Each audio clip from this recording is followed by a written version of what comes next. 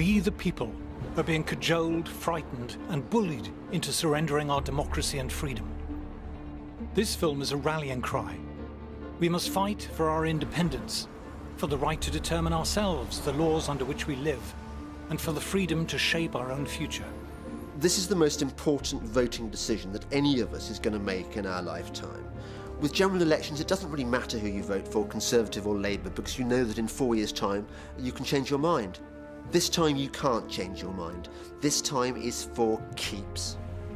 In this film, we'll see how the EU works. It's like heaven for the politician or bureaucrat because it's power without accountability. It was devised to make sure that the great mass of the people could not control government ever again. The EU is turning into a dictatorship, and this is not overstating it. We will see what the EU has done to Britain. The EU has just obliterated the English fishing industry altogether. The European policies that we face are really the single biggest threat to our competitiveness.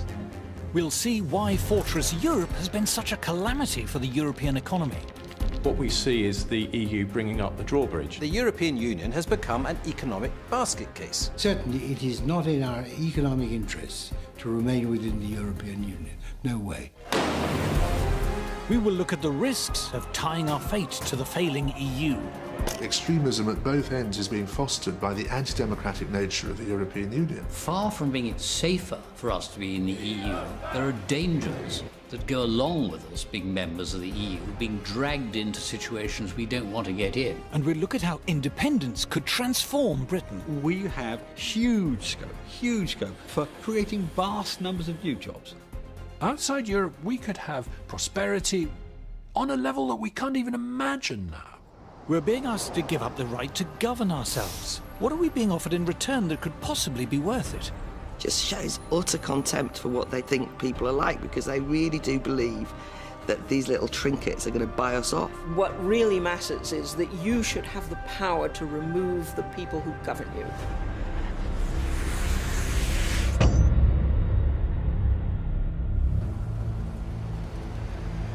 We're about to choose how we want to live our lives.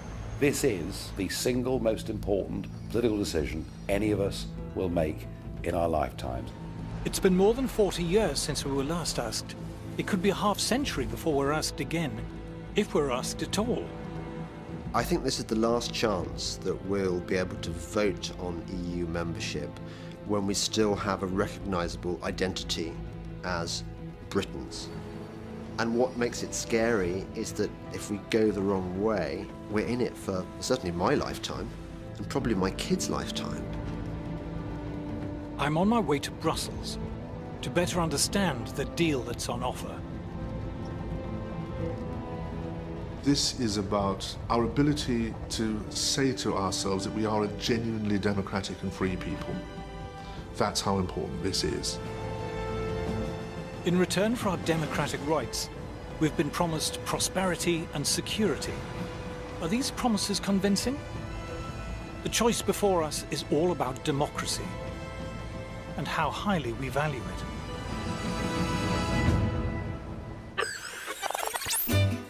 The word democracy comes from the ancient Greek. The demos is the people. The people are meant to be in charge, not politicians or bureaucrats. They're meant to serve us, not rule us. We have given them some power, but only temporarily, and we can take it away from them if they displease us. That's the theory.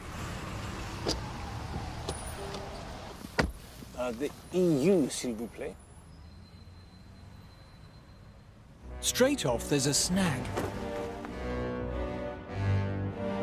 On my quest to understand the EU, my first challenge is to find it. There are over 90 EU buildings here in Brussels, and a load more in Strasbourg and Luxembourg. As impressive as the modernist buildings is the number of directorates, councils, commissions and ministries which occupy them.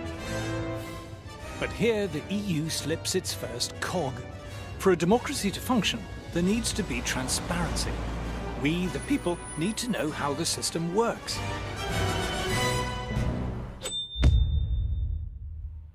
People might not understand exactly how the functions of the British Constitution work, but they get the gist of it. Once every 5 years, we go down the school hall or to a church, we put a cross in a ballot paper, they're all counted up, and the chap with the most votes wins. We get that. You try working out how a European Commissioner is appointed. It's positively Kafkaesque. You can't actually get your head around who does what, why, and who is answerable to who. The European Union, which imposes laws on 28 countries, is made up of 7 main institutions, which include the European Council, the Council of the European Union, the Court of Justice of the European Union, the European Commission, and the European Parliament. Do you know the difference between the European Council, the Council of the European Union, and the Council of Europe? It's a very good question. Tell me how many presidents there are in the European Union. How many presidents? Yeah. I'd guess at 1. There's 2 presidents, for goodness sake. I don't know what the difference between the 2 4. presidents is. There's 4 presidents, you say. There are squads of committees and presidents of this and commissioners of that. The expression I really hate is pooled sovereignty. It's bollocks. The people of Slovenia have no more idea than the people of the UK and the people of Sweden or the people of Spain what in fact is going on. I wouldn't profess to understand the detail of how it all works. And I think part of that is deliberate.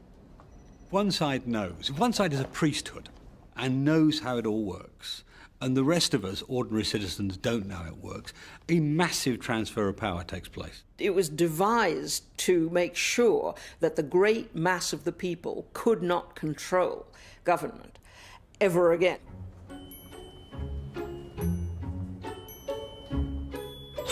Problem number 2. For a democracy to function, you need to know who's running it. A democracy only works if you know who your representatives are. David Cameron, tough, tries to hide it, probably quite a nasty piece of work. Tony Blair, oily. There is only room for one in the lifeboat, Tony Blair. The ordinary voter, who's going to hand them all this power, can make up their mind whether they like them, dislike them, because they see them in the papers, they hear them on the radio, they watch them on the telly. Do you recognise this man? No. No. Do you recognise that man? No. I challenge you to name almost any of them. Do you recognise this guy? No. There's that chap Juncker. Is he one of them? I didn't know whether it was just the British being a bit thick, so I thought I'd ask some folk in Brussels. Yes. Martin. Martin. Can you tell me who that is?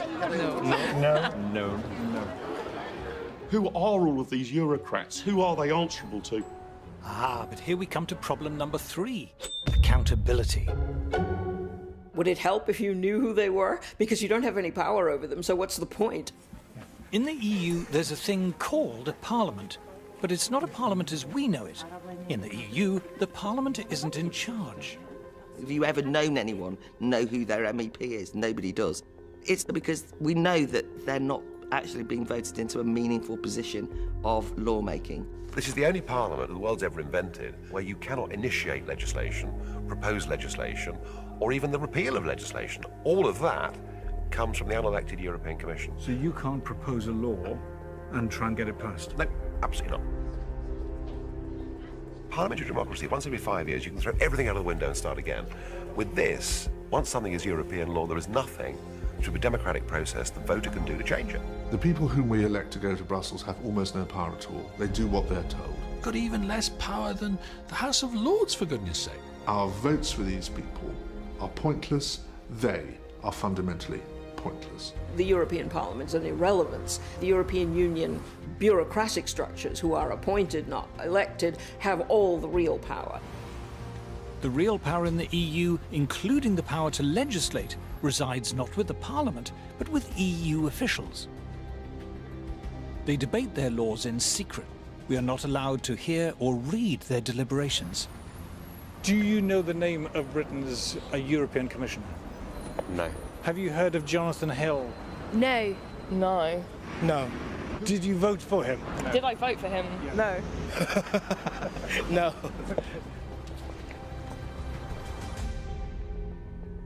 The curious thing is, only last year we were celebrating the 800th anniversary of Magna Carta, the founding charter of English freedom.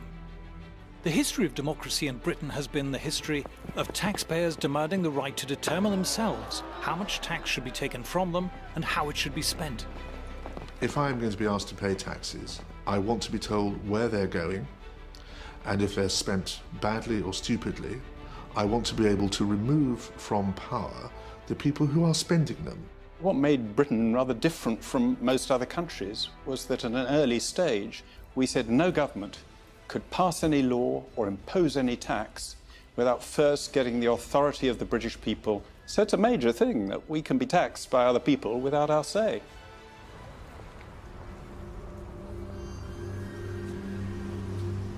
We are now subjects of a vastly complex state machine run by anonymous officials whom we didn't elect, but who have the power to impose on us laws that we haven't debated and have no democratic means of repealing. People who say to you that the European Union is undemocratic fundamentally misunderstand the European Union. It is anti-democratic. But to EU officials and politicians, it's like a warm bath.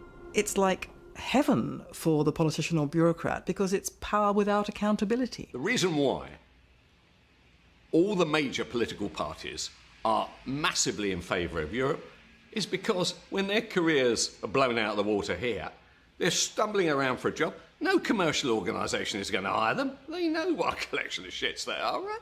There's only one place that will hire them. They can get a job there, which gives them the freedom not to have to face the electorate. It's extremely well paid, it's more or less permanent, they don't have any constituents and they don't have any worry about being thrown out at elections. So they say, stay with the European project, I'll be making myself 200-300 grand a year. It'll be fantastic, and at the end of it I'll get a peerage. It's great. Since they're not directly accountable to the tax-paying public, EU politicians and bureaucrats have understandably been more than generous to themselves in pay and perks. This is the much talked about Brussels gravy train, and here's my handy guide. This is the shopping centre. But this is all for politicians and bureaucrats. It's not for members of the public. No. So you get your own hair salon and your nail bar. Get your nails done. Your nails done. There's a sauna, there's a massage parlour as well. Why would they not want to stay here, living a life of luxury? There are a number of people here who are paid more than the British Prime Minister. Ah, you might say, but how many? 4, 10, 100? 10,000. There are 10,000 people here paid more than David Cameron. That's 1 in 5 of everyone who works for the EU. If you're an EU official, there's the relocation allowance, the household allowance, the family allowance, the entertainment allowance, the private healthcare allowance, the private education for your kids allowance. The healthcare allowance includes free Viagra. You would have thought that would come under entertainment. If you're an MEP, you get an extra £250 a day for being good enough to turn up, another £41,000 a year on top of that to cover phone bills and computers, and another £225,000 a year on top of that to cover staffing costs, which in years gone by often meant spouse or children. And to cap it all, they've decided to charge themselves a special low rate of tax. But it's not just the officials and politicians who benefit. The EU diverts great rivers of taxpayers' cash to the tax-consuming middle-class intelligentsia in our sprawling, publicly funded establishment. The European Union is very good at purchasing the loyalty of powerful and articulate interests in all the member states. When we hear great public institutions, quangos, museums and campaign groups, waxing lyrical about the EU, we have to remember the EU gives them vast amounts of our money. The EU gives shed loads of our money to local authorities and to universities and to art groups and opera companies. And that then provides this chorus of noise in favour of the European project. Every charity over a certain size is getting money from Brussels. Every NGO. We see EU largesse effectively buying opinion. You know, what we see here is really a racket. It's become a very good way of taking money from the general population and handing it to people who are lucky enough to be working for the system. The EU likes to advertise its generosity. Here in the northeast, for example. European Union investing in your future. Isn't that good of them? I wonder where they got the money. The Sage Arts Centre at Gateshead, we're often reminded, was built with the help of EU money. But what you're not told is that if you live in the northeast, for every £1 that comes from the EU, you have to pay the EU £2.30 in tax. But that's not the only price the Geordies have to pay for EU membership. I'm heading down the river to the mouth of the Tyne.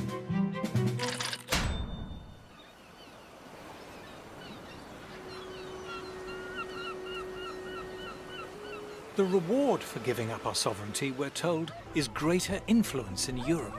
To see how much influence we have, I've come to the place I grew up. For centuries, fishermen's huts called shields lined the River Tyne. From them came the names of the towns that straddled the mouth of the river, North and South Shields. The seas here are rough, but the water is rich in mackerel, haddock, salmon, herring, cod, skate and shrimp.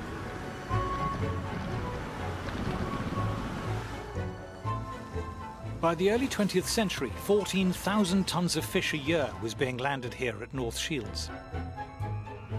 There's a daily fish auction here still, in a building part funded by the EU. £24 in, 24 you're back in, 24 in, 25, £25. 40 quid for them. 30 pound for them. In a corner of one of the halls sits fewer than 100 boxes, part filled with fish. A dozen or so fishermen and merchants surround them. £26, 27, £27 yen, 28, £28, 29, £29, £30, £30. 74-year-old fish merchant John Ellis has been buying at this auction since the 1950s. Better place, £6 with it. When I started working down here, there was about 200 firms working on the quay. There was haulage firms on the quay who had 30 and 40 wagons that used to ship the fish away. And how many boxes would there be in the market then? In them days, 8, 10, 12, and then you would get also you 12,000. get 12,000 boxes a day? Uh-huh. So of different place? You hell the next man, you couldn't get moved. Now with this, well, I think the average for the year, it'll just be about 200 boxes a day. So it's quite nothing, isn't it?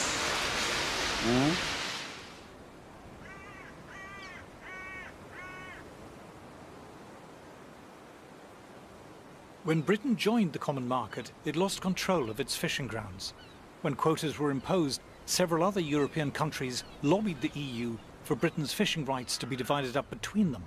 The British government was powerless to stop this. The EU has just obliterated the English fishing industry altogether. The quota system they've got now is it's just mad. Local fishermen were now banned from fishing in waters they'd fished successfully for centuries. Oh, just beyond the pier over there. In fact, it might be there today, this great big Dutchman, but that Dutchman's got 25% of the whole quota of all of England. It's only 3 or 4 miles off the Tyne, catching herring and mackerel. Local fleet can't catch herring and mackerel, and it's right on the doorstep. There is still a prospering North Atlantic fishing industry, but only in countries that have retained their independence. Well, look at the Icelandics and the Faroes and the Norwegians. They sell millions of pounds worth of fish to us. And they're outside the common market. But you tell me a common market country that buys fish off us, but they'll send the fishing boats to the North Sea to catch our fish. And it's just madness. The EU has been paying British fishermen to destroy their boats. They said the fishermen, if you want to get out the industry, will give you a lump sum.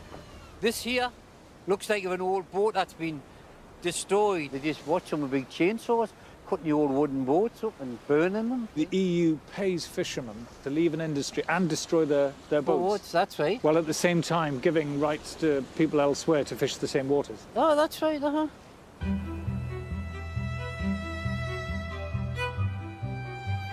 For the fishermen here, being in the EU does not mean that Britain has greater influence over European affairs. It means Europe has taken control of our affairs. We have not gained power, we've lost it. For the last couple of decades, Britain has voted against 72 measures in the European Council and been defeated 72 times. How will you be voting in the referendum? Oh, definitely out. Definitely out. I've known that as soon as I ever got the chance, I'd vote out. For many in Britain, the EU sticks in the craw. EU regulation seems absurd and intrusive. We don't like being bossed around by a bunch of bureaucrats. For the British, it seems to go against the grain.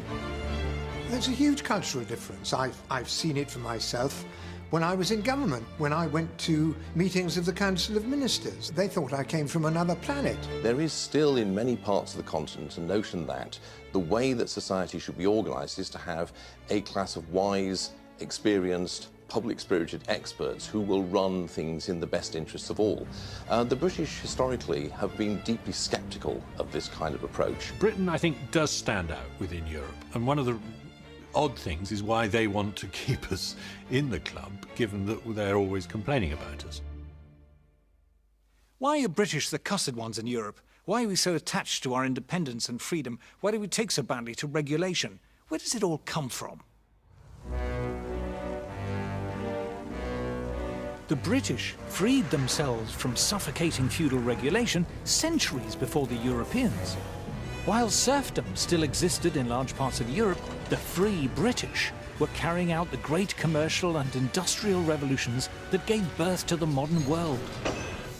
In the 19th century, unregulated Britain was the pioneer of global free trade, workshop of the world, dominating the world economy like a leviathan. Even on the eve of the First World War, Britain was building around 60% of the world's commercial ships and owned almost half the world's cargo-carrying ocean-going steamers. But the First World War changed everything.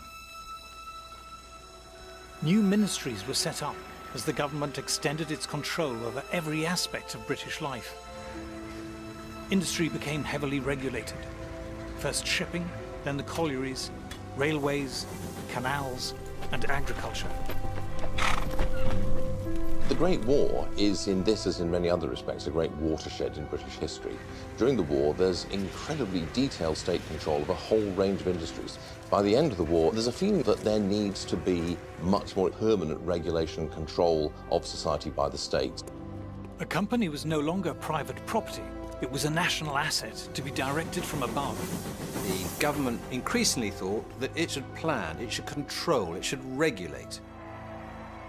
When the war was over, so was the excuse for government regulation, and many were scrapped, but not all of them, and not for long. British governments sought to deliberately cartelise and control the major sectors of the British economy, basically checking the spirit of initiative and innovation that had been such a dominant feature of the British manufacturing sector in the 19th century.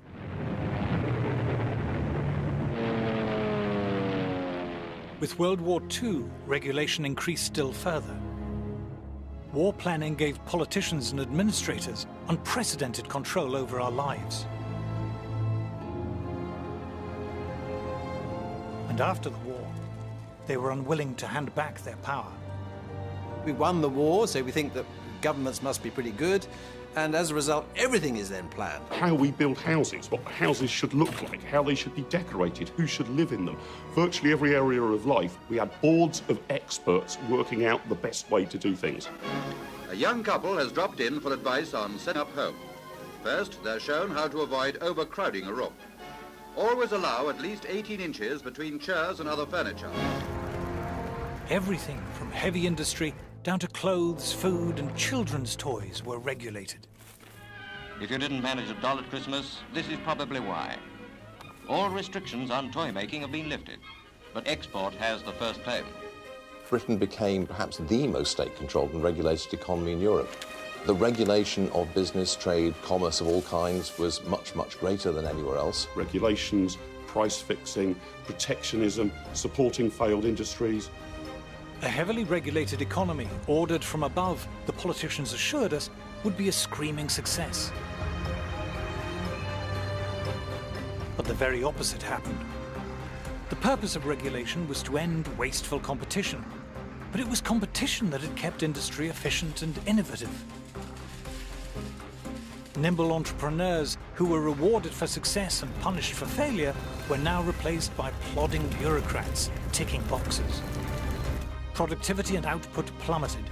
Shortages pushed up prices. the buying power of the average wage, £5 to £6, has shrunk at an alarming rate. But first among offenders in increasing prices was the government itself. Coal rose, affecting other industries. Electricity charges went up. Then as we get more money, everything goes up, doesn't it?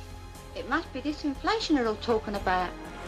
For ordinary British consumers, life was grim. Goods were either unavailable, unaffordable, or heavily rationed. Good news came with a sticky end to sweet rationing. For 9 years, mouths had watered for this great day.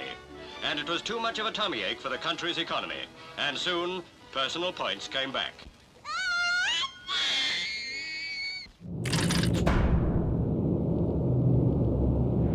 Over in Germany, it was a different story.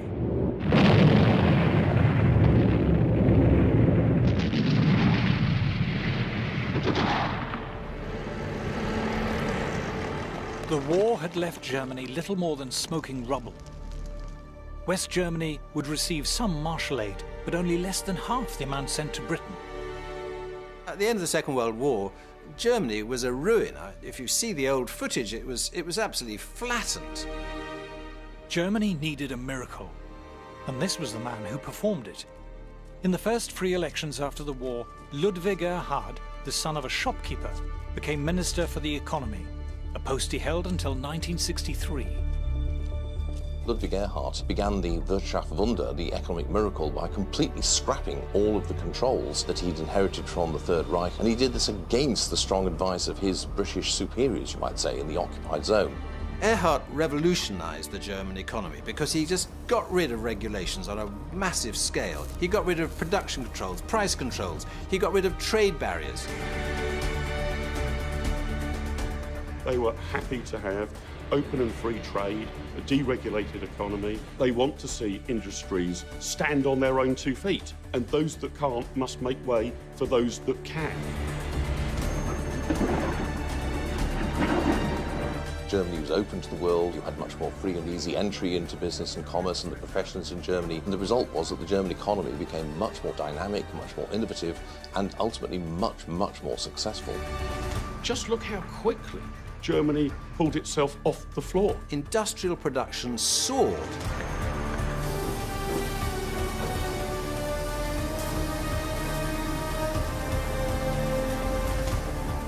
In Britain, there were shortages and rising prices.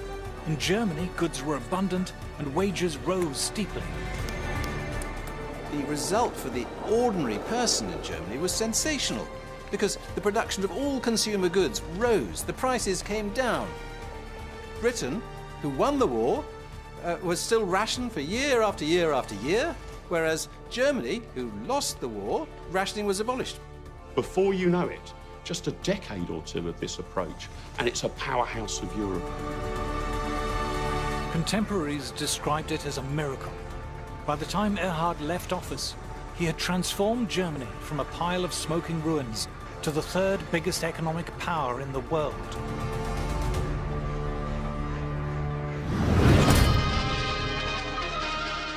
Then came something called the common market. In the greatest free trade experiment of modern times, the barriers are going up between 6 European countries. Barriers up, tariffs down. That is the meaning of the common market, formed by France, Italy, Western Germany, with Holland, Belgium and Luxembourg. They will reduce and eventually abolish trade barriers between themselves, and at the same time maintain a common tariff against the world outside. Joining the EEC seemed like a great idea. It meant escaping the dismal, dreary confines of post-war Britain.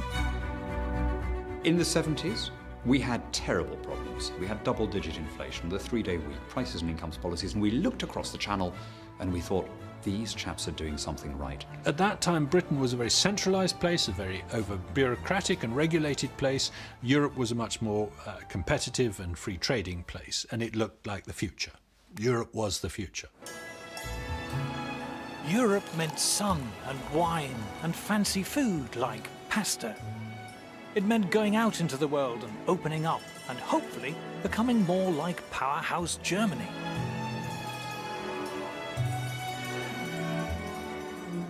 But the architect of the EEC was not German. He was French. Jean Monnet was steeped in the French bureaucratic big state tradition. Indeed, he had spent the Second World War in Britain, helping to create the very regulations which had all but destroyed the post-war British economy. When Britain joined in 1973, we should have seen what was coming. When the documentation was brought in for signing, it took 2 strong men to carry it. Of a new and a greater united Europe.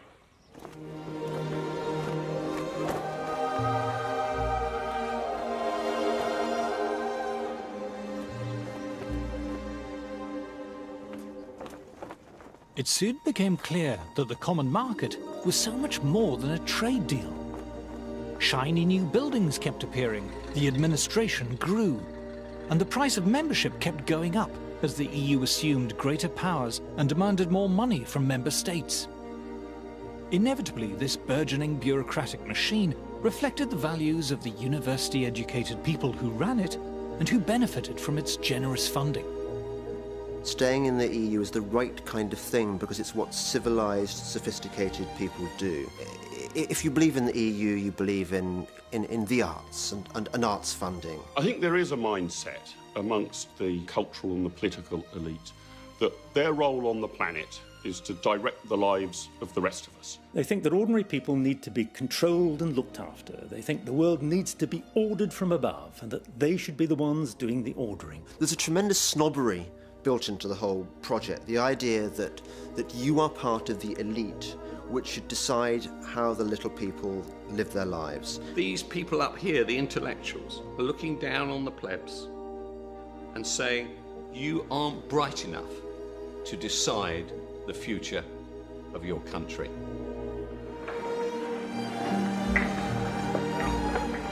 As the EU's powers steadily increased, so did the number of regulators and the volume of regulation.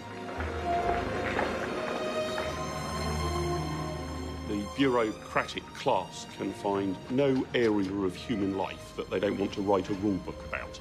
What vacuum cleaner you've got, where you get your hair cut, what kind of size your shoes are, and those rule books stack up one on top of the other, such that no reasonable human being could now possibly have an understanding of all the rules they need to obey. You've got thousands and thousands of bureaucrats, civil servants and administrators, and their job is to push paper, write on paper, have rules on paper, pile up more and more paper. You just get a mass of growing telephone directory size rules and regulations, one after the other, ceaselessly, endlessly. That is actually what the bureaucracy sees itself as there to do. If the list of EU rules could be put into one document today, it would take more than 2 men to carry it on. Such a document would reach as high as Nelson's column. Regulation is so vast and complex, even the EU is unable to tell us how many laws there are covering different areas of our lives. So we've used some helpful EU databases to make the best estimate we can. Here is regulated EU man waking from his regulated slumber to start his regulated day. You wouldn't think you'd need a law for pillowcases, but the EU has 5. But that's nothing. The pillow inside is subject to 109 different EU laws. As far as we can tell, there are only 11 EU laws pertaining to radio alarm clocks. There's around 400 governing the other stuff on Joe Citizen's bedside table. You can't be too careful with duvets and sheets, so there's around 50 laws governing those. There are 65 laws governing bathrooms, but that doesn't include the contents.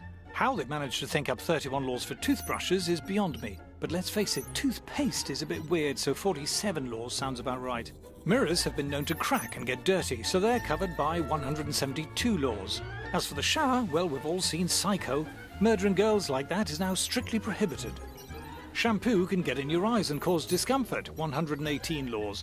EU bureaucrats seem terrified by towels for some reason, slightly more relaxed about radiators. There are 1,246 laws relating to bread, but just 52 covering the crazy anarchic toaster. Just 84 laws cover fridges, but an impressive 12,000 laws cover milk. After all, it might go off. Bowl 99 laws, spoon more than 200 laws, same for the orange juice. But the coffee, whoa, stand back grandma, this toxic jungle juice can keep you up all night. The best dog in Britain is unaware of the odourless fog of canine legislation, but careful Ruby, ignorance is no excuse. Our regulated man leaves his regulated house. There are only 92 laws about pavements, after all they're just pavements, but you get the idea. EU regulation surrounds us like invisible barbed wire. When we're frustrated in our daily lives by needless, stupid EU laws, it's infuriating. But it's much worse than infuriating if you're thinking of starting a new business. It's like entering a legal minefield. For small and medium-sized businesses and startups, it's perilous. Complying with regulation imposes huge costs, and falling foul of regulation can put you out of business. Big established firms don't mind regulation so much. For a start, it means less competition. Big corporate interests tend to love the EU. It suits their purposes perfectly. All the corporations love the European Union because what it does, it creates the regulations which destroy their smaller rivals. Big business loves regulation. Don't forget that. Big companies can lobby in Brussels, and the amount of money they spend there is staggeringly large. One of the first things that stuns you are the number of invitations on your desk to lunch, breakfast, dinner, champagne receptions, and invariably they come from lobby groups. There are people who make their entire livelihoods out of being professional lobbyists in Brussels. This is where a lot of the lobbying goes on. So you will see the lobbyists from different companies, from NGOs. The returns they get by stifling competition and framing regulations in a way which suits them and keeps other people out is very, very striking. It used to be called a rich man's club, and that is by and large what it is.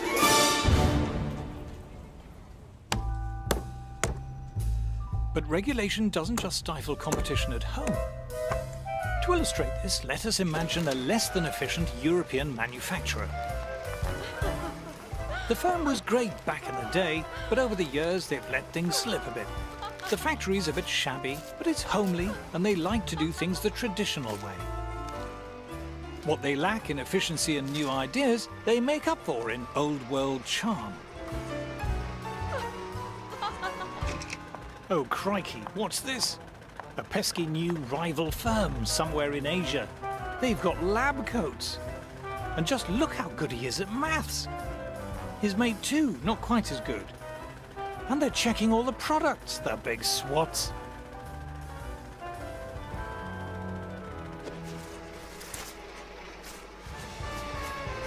At our Euro firm, the products haven't changed much in a while. And what's the point of a fancy new machine when you can give customers the hands-on personal touch? It seems to have worked all right in the past. Oh, but look at the Asian fellas. Their umbrellas have clever sci-fi buttons to make them open. Oh, what? The buttons make them come down too. How do they even do that? Our Euro firm faces a tough choice. Do they tidy up the factory, buy some lab coats and give everyone calculators? Or do they get the next train to Brussels?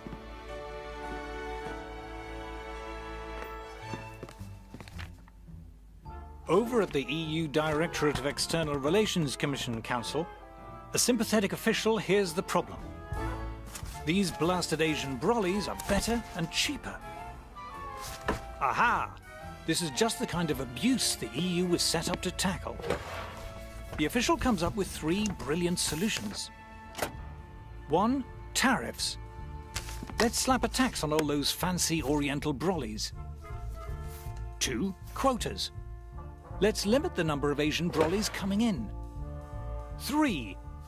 Complex and cleverly drafted regulations, saying you have to wear braces and eat spaghetti to make brollies. With protectionism, you are basically trying to protect industries that otherwise wouldn't do very well in a competitive environment. Otherwise, you wouldn't bother to protect them. You only create a trade barrier because somebody else has got a better, cheaper product. Otherwise, why would you create a barrier? What we have here is something that portrays itself as a free trade area, but is actually erecting barriers and walls to the rest of the world. Our inefficient manufacturer is delighted. But how about the rest of us? If you are propping up and sustaining inefficient ways of doing business, then the people who suffer are the customers.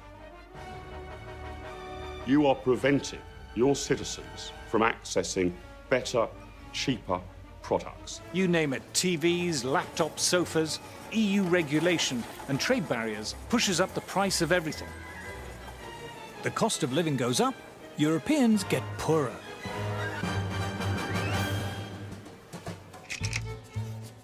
But it wasn't just manufacturers who sought protection. Farmers like it when food prices are high. So when a French farmer, say, finds that African farmers are beginning to sell their produce in Europe, he's not happy. Our EU Commissioner knows the routine. Tariffs, quotas, regulations, saying you need to wear berets and drink Ricard to grow food. This is particularly pernicious for African producers of food, who find that they face a big tariff barrier when trying to export to Europe. Now that's bad for them because they can't earn money, and it's bad for British consumers because their food costs more.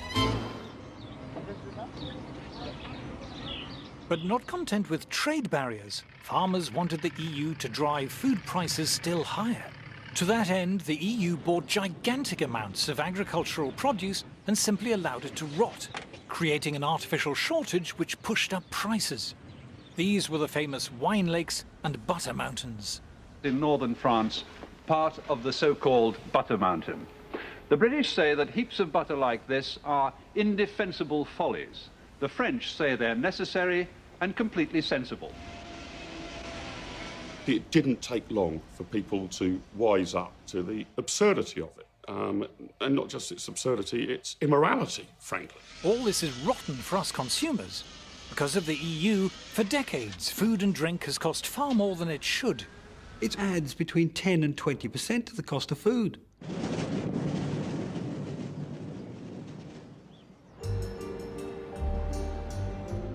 But it gets worse. Let's look at protectionism and the steel industry. If you're a steel producer, you don't like the idea of cheap steel coming in from America or Asia. You'd much rather the EU shove up some trade barriers. Great for steel producers, but what if you're a steel consumer? Suppose you make bridges or railway lines or cranes or robots or ships or trains or cars or space shuttles or other things made of steel. You now have to pay more for your steel than your competitors in, say, South Korea or Brazil. Protecting one producer has raised costs for other producers.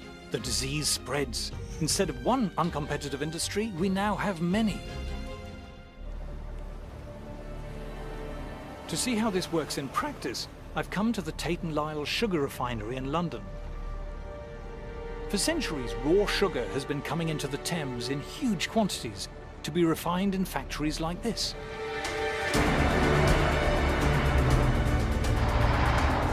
In the raw sugar shed, over 60,000 tons of raw cane sugar stands ready for processing.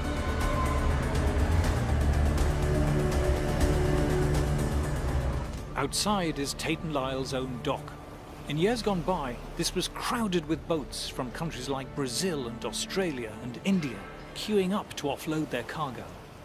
The European Union is the biggest drag on the competitiveness of our business. And what precisely are they doing, which is the problem? Well, you can see behind me on the jetty today that there's no boat here with raw sugar, and that's precisely our problem. The boats that deliver our raw sugar here to London, the sugar on them, the cost of that is inflated by the fact that the European Union restricts who we can buy that sugar from, and on much of the sugar they also charge us import tariffs. When inefficient European beet sugar producers asked the EU for protective barriers against cane sugar producers around the world, it was a blow to refiners like Tate & Lyle. On some of the boats of sugar that we bring in, we can be paying anywhere between 2 to 3.5 million euros in extra costs because of the European policies. As costs have risen, so has the price of sugar for consumers, while Tate & Lyle's turnover and profits have been hit. It threatens the 850 jobs here in East London, and it's meant that we've had to downsize the refinery by about 50% since 2009. How strong is the feeling against the EU at the moment here? Walk around the refinery, talk to the people here.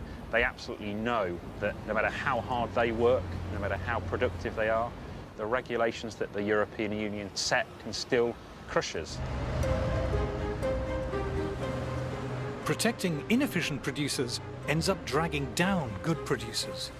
Whereas up till 2009 we were exporting 300,000 tonnes of sugar, because the European regulations have made us uncompetitive. Not only have we stopped exporting that sugar, but we also now face around 250,000 tonnes of imports into the UK to compete with as well. So it's a double whammy, if you like.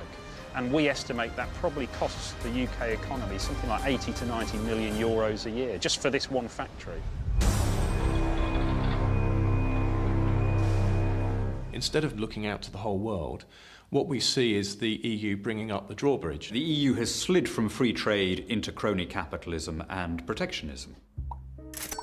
Protection hurts consumers who have to pay more for inferior products.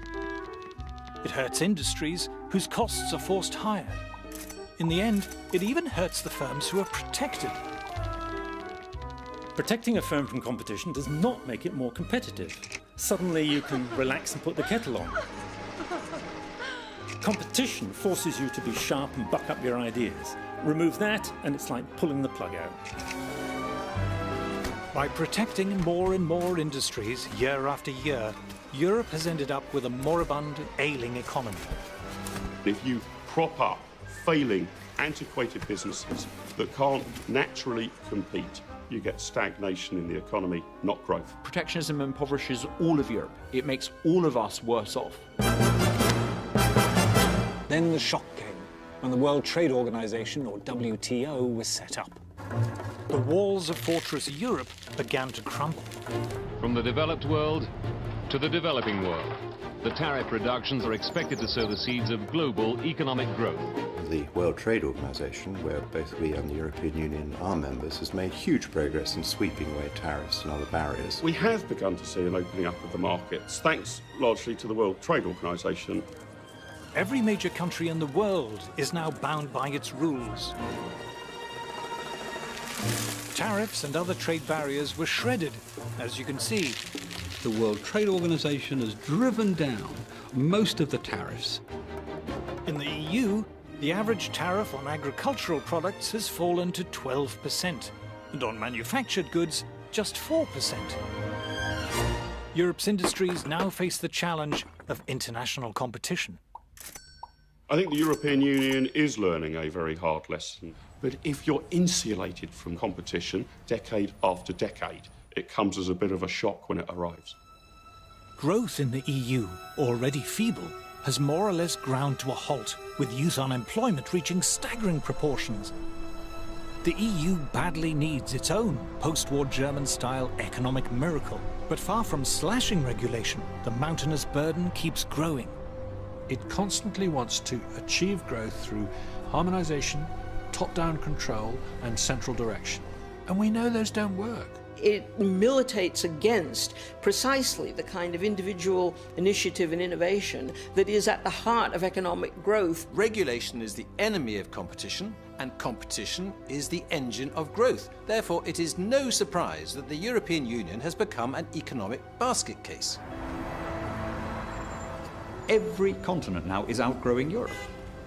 When you think of the growth rates in China, and then you look at the growth rate in the European Union, that tells me that we are in the wrong place. We joined the European Union and it's become the world's only declining trade bloc. Far from hitching our wagon to a dynamic economic locomotive, we've shackled ourselves to a corpse.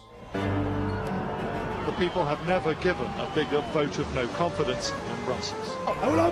Today, world markets were nervously watching. The stock market has not been reassured. What the European Union has become in the 21st century is what Britain was when it was the sick man of Europe. Despite decades of economic decline, the EU elite carries on regardless. They are unmoved by criticism, untroubled by popular discontent. But the frustration of ordinary people is beginning to show. We now have to focus on constructing a firewall to prevent contagion within the Eurozone. What you can see everywhere is a conflict between the visions of a rather narrow kind of professional middle class which has dominated European politics and the reaction against it by the larger bulk of the European population. Eventually, if you stuff dictatorship down the throats of people who don't want it, they will rebel. Unfortunately, in many places, it's taking a very unpleasant form of right-wing populist nationalism. Extremism at both ends is being fostered by the anti-democratic nature of the European Union. What do we see? Far-right parties, ultra-nationalist parties. We don't know what the future of Europe is going to look like, but at the moment it's not looking good. We don't know what political forces are going to rise in the future. We don't know what conflicts we might be dragged into. Far from being it safer for us to be in the EU, there are dangers that go along with us being members of the EU, being dragged into situations we don't want to get in. Marine Le Pen's far-right party came first, winning 25% of the vote.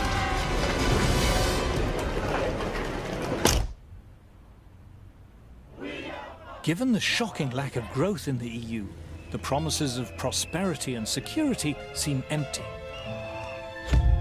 But if we left, would we cope? Are we too small? If we're outside the EU, will anyone trade with us? To find out, I'm heading to a European country which has steadfastly refused to join the EU. Switzerland.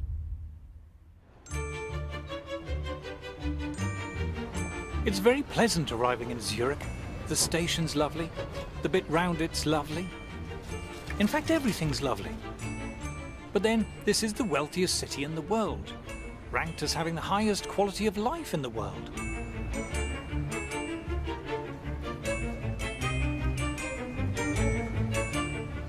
All the cliches are true. Everything is so neat and efficient. The people are so polite and obliging. And the buildings are beautiful. This place is wealthy, and it's obviously been wealthy for centuries. I want to know how the Swiss are managing to cope without the glorious benefits of EU membership. So I've come to one of Zurich's many lovely coffee houses to meet the veteran Swiss economist and writer Beat Kappeler. So Switzerland is not in the European Union. Is that a problem for you? No, because Switzerland has free trade agreements with many countries in the rest of the world, with Japan, China, Latin America. We're told we need to be in the EU for trade. But Swiss exports per head are 5 times higher than ours. In fact, they're about the most successful exporting nation in the world. Then we're told we need to be in the EU for jobs. We have a very high labour market participation. 83% of all people in working age work. That's much higher than the rest of Europe.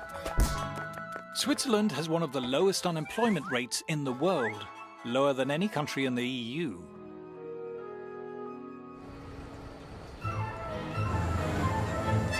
Don't be fooled by the mountains, the cows, and the cuckoo clocks, which are German, by the way. Switzerland is an industrial giant. You might have heard of Nestlé and Novartis and Roche, the mining firm Glencore, Liebherr Cranes, the high-tech engineering firm ABB, and of course every posh watch firm you can think of, from Rolex and Omega and Tag Heuer to Patek Philippe and Zenith and Breitling. These are all world-beating giants. Just look at the most valuable companies in Europe. Novartis, Roche, Nestlé, they're all Swiss. Yep, Europe's biggest companies aren't even in the EU. Zurich is also one of the world's largest financial centres, despite having a population of less than 2 million, with global firms like UBS and Credit Suisse. Per million of inhabitants, Switzerland has more multinationals than, I think, all other countries. No surprise then that Switzerland is about the richest country in the world, with a GDP per head around twice as high as ours. To make the point that actually if we left the EU we'd be just like another Switzerland, I think is totally bizarre. It is one of the most prosperous countries in the world. Switzerland doesn't just do a bit better than us, it does fantastically better than us. Needless to say, the Swiss are better paid than us, with average wages again around twice as high as ours. What's more, there is far greater income equality here. Labour incomes are about as equally distributed as in Scandinavia. If you think high tax rates lead to equality, look at Switzerland. They have far lower tax rates than we do, but very high levels of income equality. So, without the EU's help, the Swiss seem to be scraping along just fine. But how do we account for Switzerland's truly staggering success? I've come to the offices of the Swiss magazine Die Weltwoche, or The World This Week. The reason why Switzerland is successful economically is that Switzerland is not a member of the European Union. In the EU, it's politicians and bureaucrats determining what the people have got to do. I mean, it's a top-down system in the EU, and Switzerland is, I would say, the epitome of a bottom-up system. Switzerland is the perfect opposite to the European Union's crumbling model. Switzerland is a kind of super-democracy, far more democratic than Britain, let alone the EU. Switzerland's one of the oldest constitutions in the world, and it's one of the most democratic. It's not up to the Prime Minister whether a referendum should be held, it's up to the people. You get 50,000 signatures and they have to hold one. The people in Switzerland decide everything. It's very different to elite conception of politics, where an enlightened elite decides and knows better. Here, the people knows better, and politicians have to conform. Why is the Swiss state successful? Because our politicians are forced to fulfill the interests of the people. Key to their success is the fact that their class of bureaucrats and politicians, if you will, is kept on a much tighter rein and much greater control by the public. You simply cannot get away with the kind of grandiose plans that you find, say, in France, in Switzerland. The Swiss public simply will not tolerate that. The Swiss economy ranks as one of the least regulated in the world. And according to the EU itself, Swiss industry is also Europe's most innovative. Too much regulation stifles innovation, limits creativity, and so we think this should be the foremost endeavor of politicians to eliminate regulations and not to create them. Switzerland is one of the least regulated economies in the world, and it's also one of the richest countries in the world. This is no coincidence. Do it like the Swiss, have some arrangements with Europe, but be independent and look to the world. Ah, being like Switzerland. That sounds good. But is it that simple? To trade with Europe, won't we need a trade deal? No, there's so much nonsense talked about trade agreements. The EU is a trade deal, and it's very bad for us.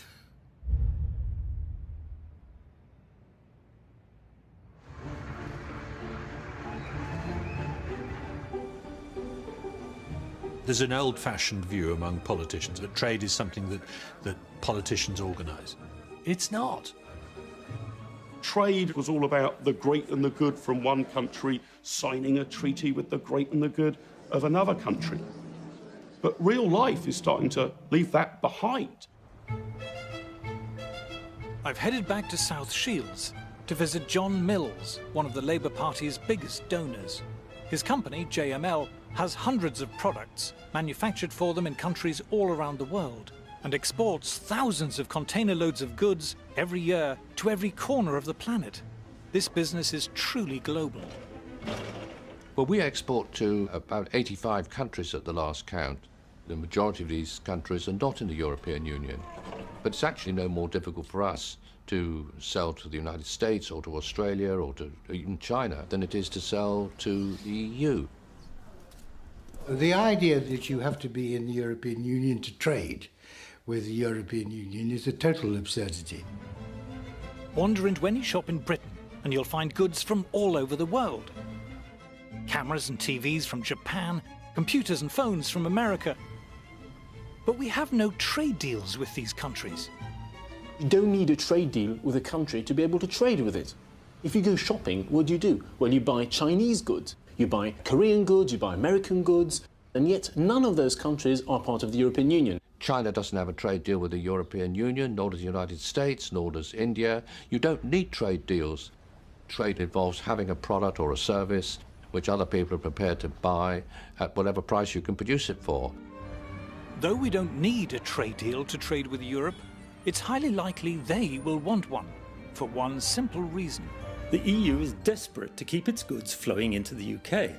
You go outside, you count, don't take my word for it, go count the number of Audis, BMWs, Mercedes, Volkswagens.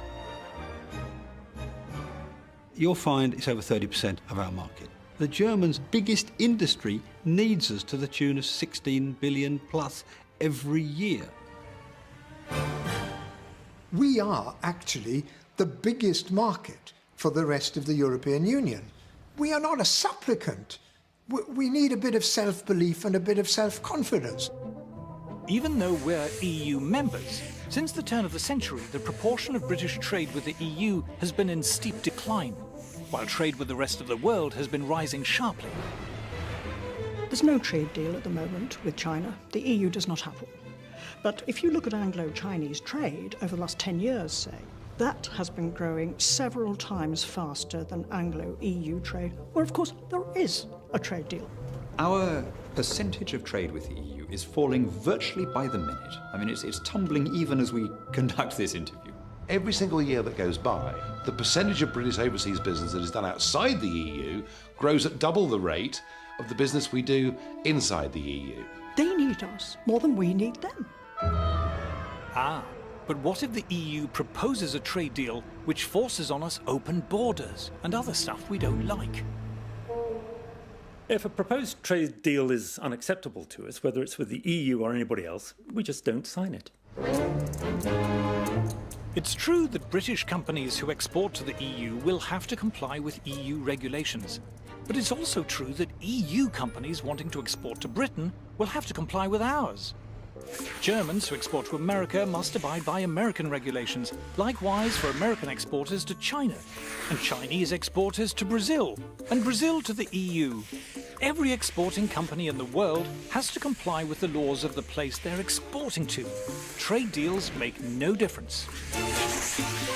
One of the arguments put by the in crowd, the Remainers, is, oh, well, you know, it takes a long time for Europe to come up with a free trade agreement. It's taken 9 years to come up with a free trade agreement with Canada. Well, this is a very good reason to leave.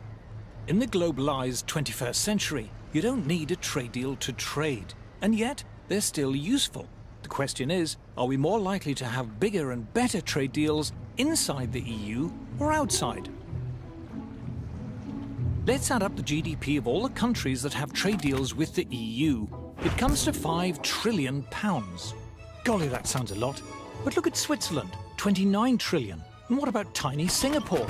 They've got trade deals worth 7 times as much as the EU's. And South Korea, 9 times. Chile, population 8 million. It's got 50 trillion. Unbelievable. But let's cheat. Let's add to the EU pile the value of its own internal market, as if it had a trade deal with itself. It's still rubbish. You can't throw a shipping container without hitting a country with better trade deals than the EU. In fact, if you're trying to avoid trade deals, joining the EU is probably the best thing you can do. The EU has got no trade agreement with China or India or Russia or the United States. I mean, it's staggering that they haven't managed to achieve that. Of Britain's top 10 non-EU trading partners, the EU has trade agreements in place with only 2. As far as trade deals go, being part of the EU cuts you off from the rest of the world. Our history is a trading, buccaneering history, you know, back to Drake and beyond. And that's what we're good at. At the moment, our hands are shackled by being in the European Union. We've got a much, much better opportunity, really, for striking good trade deals if we're outside the EU than if we're inside. If we left the European Union, we could very quickly establish free trade deals with the most dynamic parts of the world economy. Today, Europe doesn't look like the future. The future consists of nations in Asia and America and Africa. Getting stuck in Fortress Europe is the worst thing that could happen to us.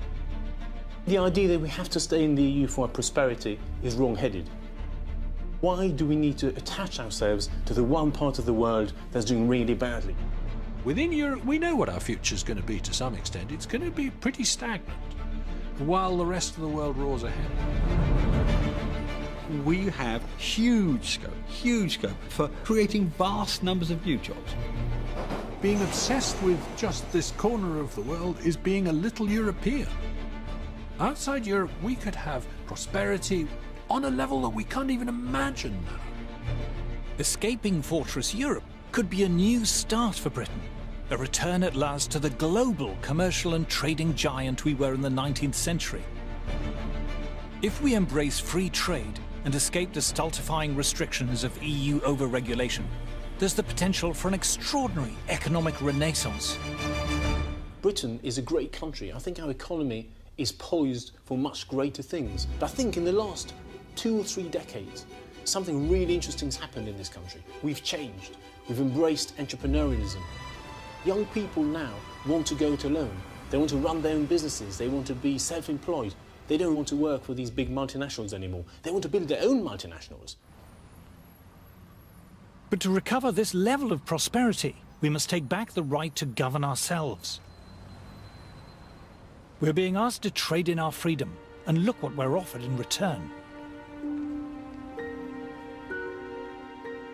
It's about bread and circuses, isn't it? Bread and circuses for the little people. The political class say to us, you needn't worry about sovereignty or any of that stuff. You're going to get better mobile phone rates, and that's the good news. And you're going to get slightly cheaper holidays. And those are the things that really matter to you, aren't they? Because you're one of the little people. I mean, would you really trade in your national identity for cheaper mobile phone calls when you're abroad?